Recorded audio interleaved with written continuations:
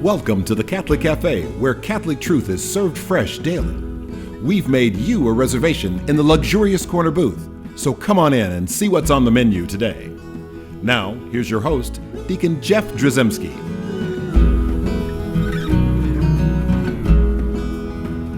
Greetings and welcome to the Catholic Cafe. I'm Deacon Jeff, sitting in the luxurious corner booth of the Catholic Cafe.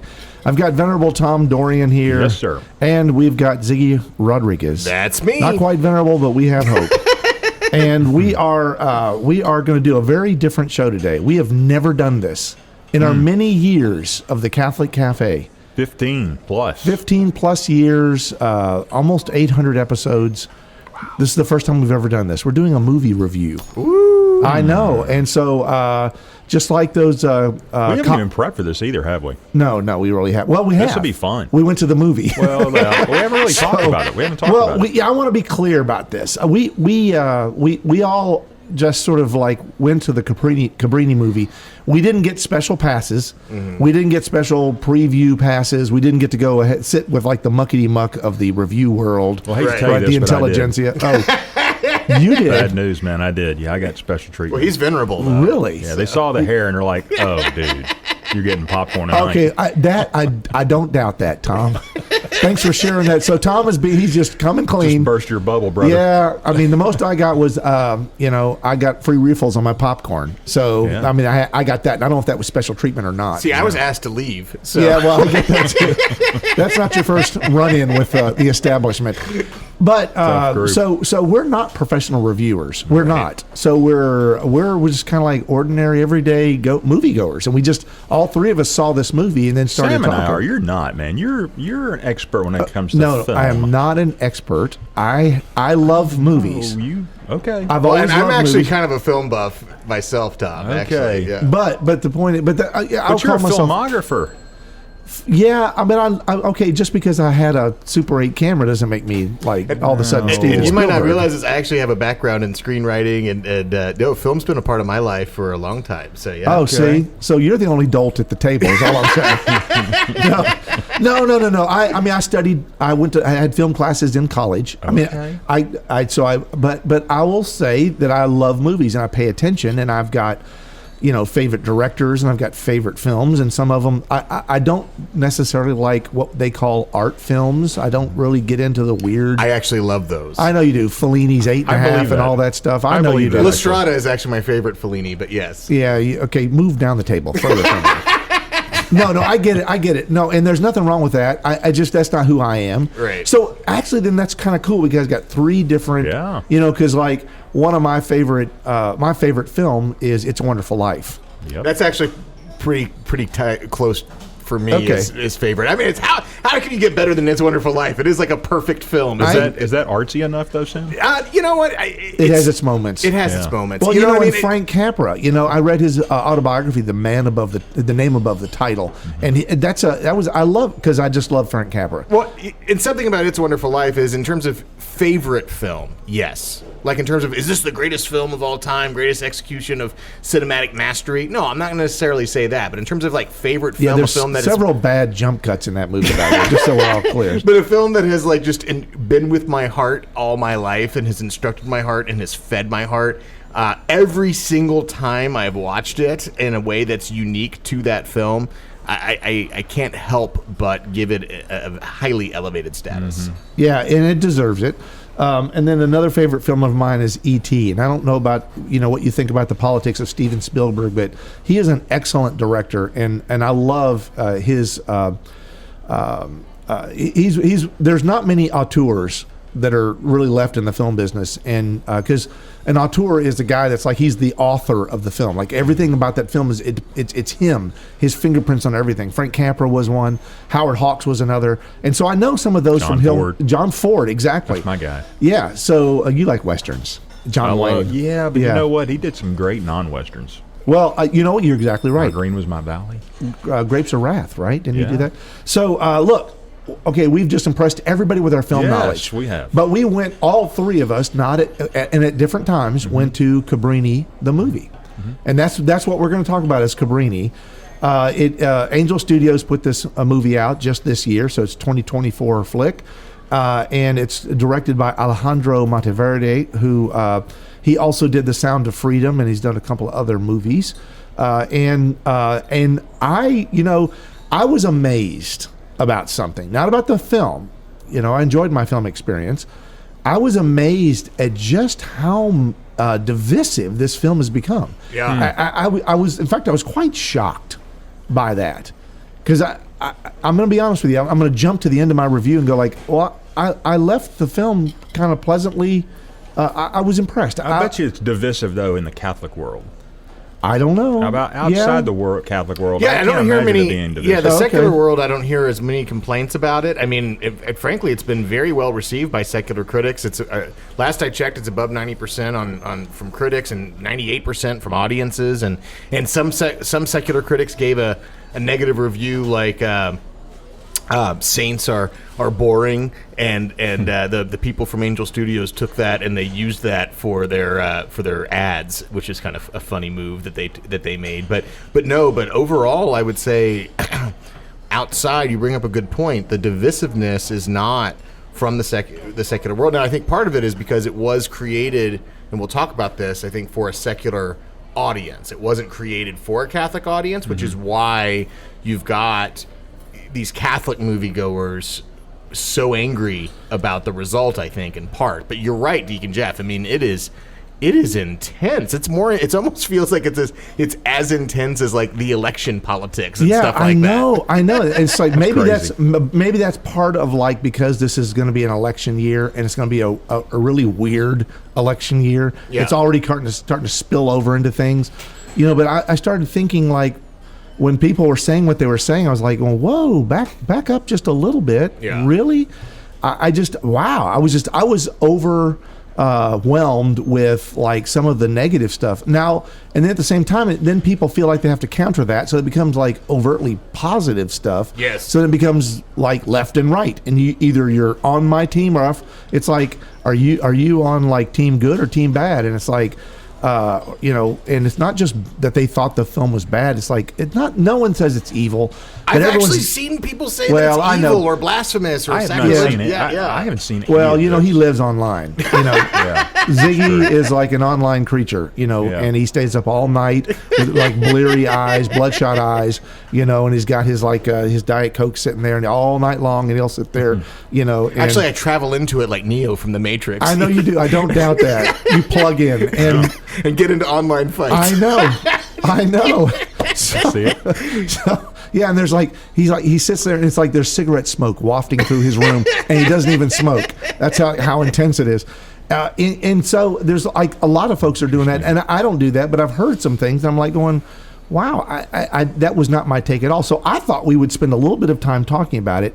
The first thing I want to say about this film, the reason I went was because I want to encourage like good movies, like movies that people can go and see, and they're not going to be plagued, weighed down by, whether it's sex or violence or, let's say gratuitous sex and gratuitous violence. It's not weighed down by all of those things. It's not something you can take your family to, right? And not, or have a conversation with your 18-year-old daughter, and not be embarrassed.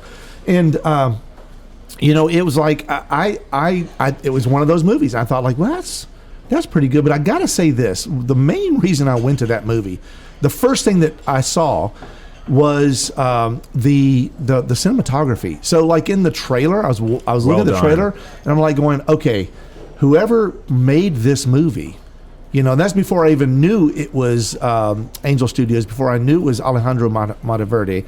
And so then I found out, I want to give credit to Gorka Gomez Andrew, and he's the cinematographer for this film. So way to go, Gorka. He did a great job. It's beautiful. It's a beautiful film. And because here's the thing, my wife and I, we see these films a lot. We'll watch them on TV, and they're the kind that like, they're all over Amazon and Netflix and that kind of stuff. You can see these movies, and we call them lovingly Christian movies, right? With quotes around it. These are Christian movies, which are movies that always have a positive Christian message. They're usually made by Protestants, and so it's not usually a Catholic Christian message, like Catholic specific. And so tends, like, a lot of times they'll be like, the acting's not quite so good. It's kind of okay. And the story's nice, but it's hard to get behind it for me because I've had too much, just a little bit of film class is enough to go like, that's bad act. I can't watch this. This is terrible. The acting is terrible. But listen to the words. Okay, I'll listen to the words, you know. And so that's what we call Christian movies. Right. And I thought this was going to be a Christian movie, but it's not. It's like well acted. The actress's name is Cristiana Delana, and she's from Naples. She's an Italian actress. Man, kudos. She did a great job. She really did a great job. And then they got some heavy hitters in that movie. John Lithgow and David Morse. A lot of people don't recognize him, but he was the Archbishop. Yeah. And it took me a while because he had his little round glasses and, you know, he had his little beanie hat on. And I was like, it's called a Zucchetto, by the way, for people to start getting mad at me. You know, and it's like, I thought the acting was good. The story was well told. So, Sam, because you live online, you know, and these are your people, and I've only seen like the outskirts of some of this, you know, the fallout. Tell me like what people are saying, the people that are unhappy. Okay, so the biggest criticism, and this includes from people who liked the film, like Father Mike Schmitz gave a review, about 7.5 minute review. I saw it. Yeah, overall he said he liked it, but at one point he said I wish there had been more God in the movie. Yeah, right? Well, so that he gave the classic. It was the corporate sandwich. Now y'all know. Yeah. Listen to that phrase, corporate sandwich, and replace the word corporate with other words. Yeah. And this is a very common corporate way of doing things. You say something good. You say something good at the end, at the beginning, at the end, and the garbage, the bad stuff comes in the middle. Right. So he mentioned the God thing there in the sort of a lack of God. Yes. But he talks about where he cried through 3/4 of the movie because he had an advanced copy on a laptop.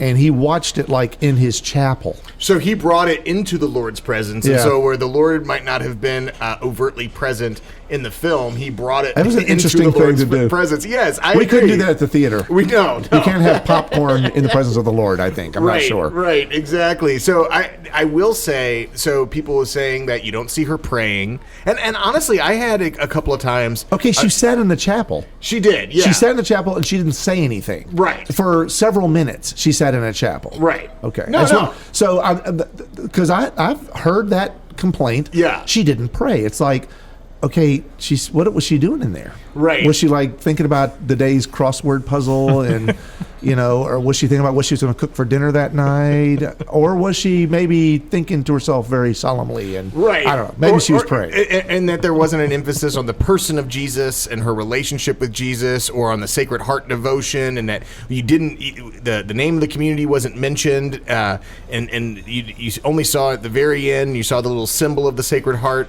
at the end.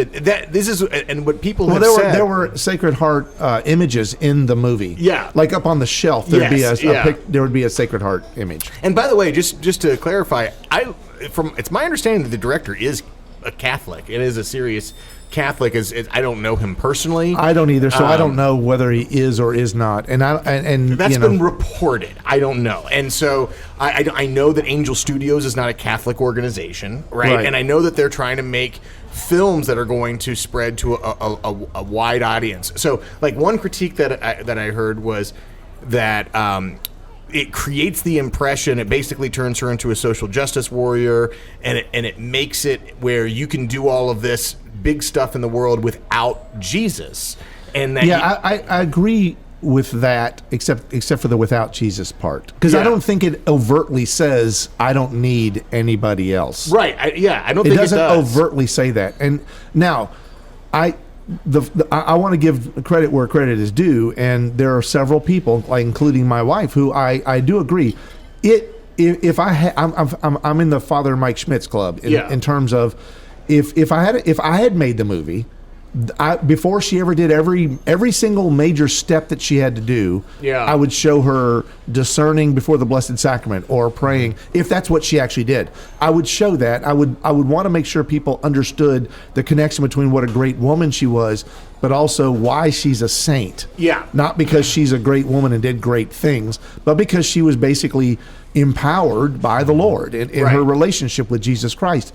And that part I would have shown more overtly. And there are people also who say it's very political. They say that it's like a liberal immigration policy, and it's pro-feminist and all this other stuff. But I think it is. Yeah. I think there were several times. I'll say pro. I don't know about the feminism, but I will say this: they several times in that film, I thought they pandered to that side of things, like where they like towards the end where John Lithgow, as the mayor of New York, says, "You would have made a great man." And then the camera kind of zooms in on her face. It's like this dramatic moment where the camera, it actually trucks into her face, goes in close, and she says some, I can't remember the exact words, but it's basically like, no, a man couldn't have done what I'm doing, or whatever. A man could, can't do what a woman can do in this regard or whatever.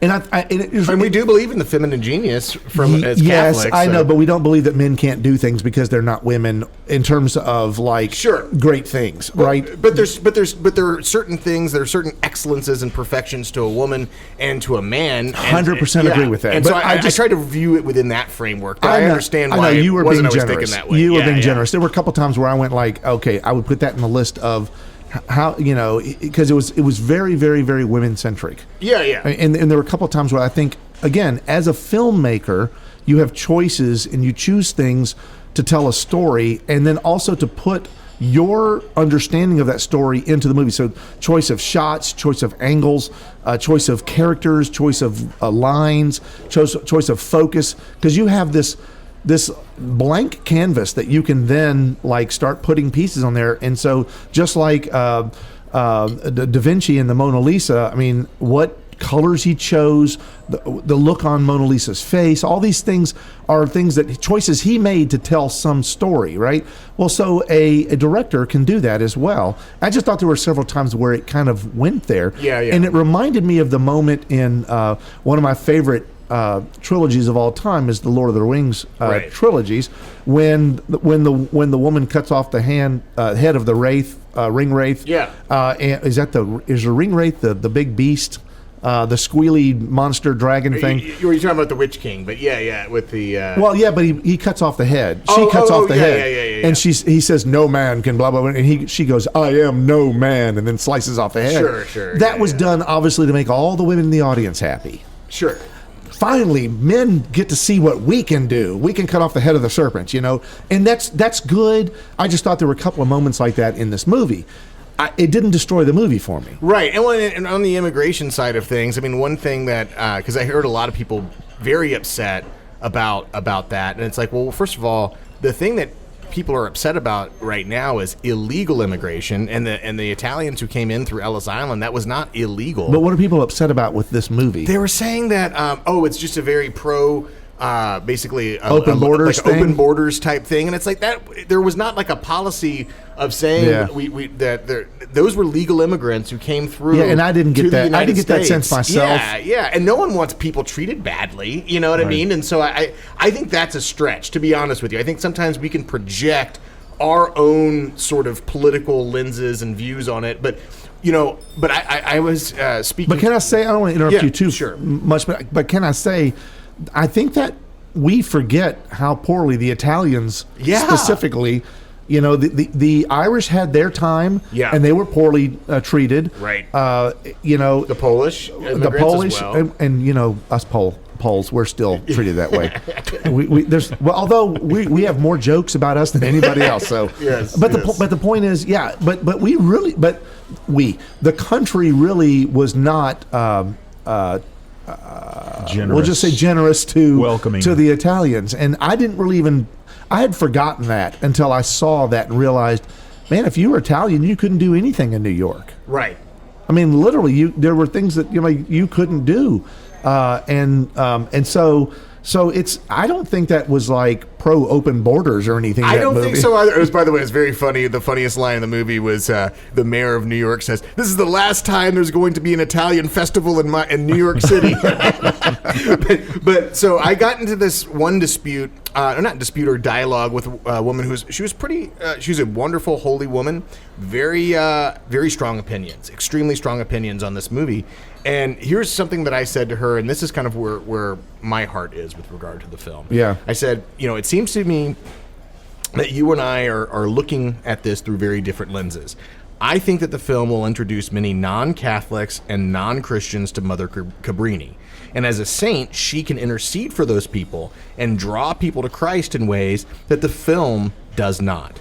To paraphrase a French cardinal from the early 20th century, to be a witness does not consist in engaging propaganda nor even stirring people up, but in being a living mystery. It means to live in such a way that one's life would not make sense if God did not exist. And then, end quote. And I said, anyone who is drawn to look upon the life of Mother Cabrini and meaningfully reflect upon her life, it will become clear that her life would not make sense if God did not exist. However, it's a process to get to that point. And I believe that this film can be a first step in that process. Yeah, I don't disagree with that at all. Tom, what did you think about I agree the with movie? that. Well, I thought the movie was really well done. I thought the film was really beautiful. I thought the acting was fantastic. I thought the casting was fantastic. I will tell you, in a funny aside, so my mom's side of the family is from Italy. That my grandmother immigrated with her family from Italy. Wow. Okay. And their last name is Vittoria. Okay. Oh, Victoria. Same as the Vittoria In the film. So Yeah. I called my mom and said, Mom, I got good news and I got some funny news for you. She said, what's that? I said, Vittoria is in the film. It's a woman. It's named Vittoria. The funny news is she's a prostitute. Yeah, that was a lovely story of redemption, by Yes. the way. Yeah. I don't know what became of Vittoria and whether she was an actual person in Cabrini's life or Right. whether... Because when they're making a movie, especially a biopic, they'll be condensing characters a lot and trying to give a character, may have several characters of history. They just don't have time to put every... It's not like a 4,000 page... Right. book that they're able to compose here. You've got somewhere between an hour and 3 hours to tell a story, and so you got to have to condense some things. So a lot of times characters are conglomerations of different people. And I don't know if Vittoria is really a person in her life or not. Yeah, probably not. Maybe I don't, but even so, it's still a beautiful story of redemption where someone who's living a certain life is attracted and drawn to Mother Cabrini and her nuns in a profound way, and then and it's never in that movie. You never see this Vittoria as like having this come to Jesus moment. You just see her like move from where she was at the beginning of the film to where she is at the end of the film. You're going like, that's a story that could be told. Right. That's a beautiful story. She's drawn to change her life following the model of Mother Cabrini, you know, and Mother Cabrini is following the model of Christ. So it kind of reminds me of like Paul saying, imitate me like I imitate Christ, right? And the other thing that I would say is, and I think it's important for people who are angry that the film is more for a secular audience, in film, there has to be something called suspension of disbelief, right? And if you create, and what that means is, you have to, when your audience has to be willing to suspend disbelief and believe the reality of the film. And we live in a culture right now where in the secular world, there are people who they might be willing to suspend disbelief about dragons. They might be willing to suspend disbelief about ghosts and every kind of unusual thing in the world. But if they're not willing to suspend disbelief about Christ being God made flesh, okay? And that's the world that we live in, and these are the people who are most important to reach and to touch and to communicate the stories and truth of the faith to, right? And so if you create a film where the ethos requires you to believe that Christ is the Lord made, is God made flesh, then at the end of the day, people are going to check out and they're going to say, well, this movie is not for me and I'm not going to watch it. Yeah. But if you don't require that on the front end and you create something beautiful and compelling, then people can be drawn into that space not even realizing that they've been drawn into that space. And so I think it's actually very important that the film was created in the way that it was for a secular audience. Yeah. Speaking as a Catholic. I Yeah. don't think you can top that. I think No. the show's over. Good day, No, I think, Good day sir. Well, amazingly, we're towards the end of the show, and Sam, mysteriously took us there. And the thing is, I agree, Sam. At the end of the day, I don't know if that was their intent, that was their purpose. I don't know if that was their mission. In fact, I guess we should talk about their mission because I don't know what it is, other than what their website states. Angel Studios wants to make movies that like families can go to, like just good movies.